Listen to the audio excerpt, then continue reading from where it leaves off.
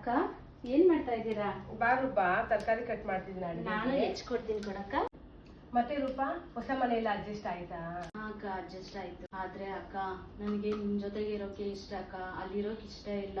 ಆದ್ರೆ ನಮ್ಮ ಮತ್ತೆ ನಿನ್ ಜೊತೆ ಮಾತಾಡೋಕೆ ಬಿಡ್ತಾ ಇಲ್ಲ ಅಕ್ಕ.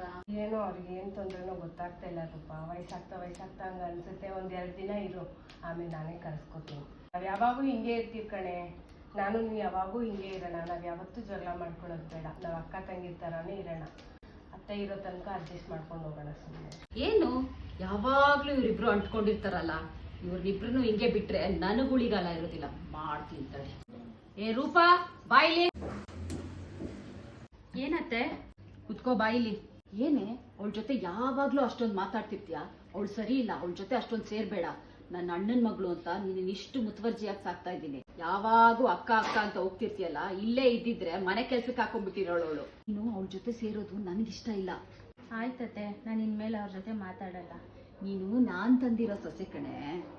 ಮಂಜು, ಏನಮ್ಮ ಮಾಡ್ತಿದ್ಯಾ? ಅತ್ತೆ ರೂಪಂಗೆ ಅನ್ನಕ್ಕೆ ಇಡ್ತಿದ್ದೀನತ್ತೆ, ಊಟಕ್ಕೆ ಕೊಡೋಣ ಅಂತೇಳಿ. ಲೇಟ್ ಆಯ್ತಲ್ಲ. ಅವಳನ್ನ ಜಾಸ್ತಿ ಹಚ್ಕೊಂಬೇಡ. ಬೆಳಗ್ಗೆಯಿಂದ ಎಲ್ಲಾ ಕೆಲ್ಸ ನೀನೇ ಮಾಡ್ತಾ ಇದ್ಯಾ. ಯಾವ್ದನ ಒಂದು ಕೆಲ್ಸಕ್ಕಾದ್ರೂ ಅವಳು ಕೈ ಹಾಕಿದಾಳ?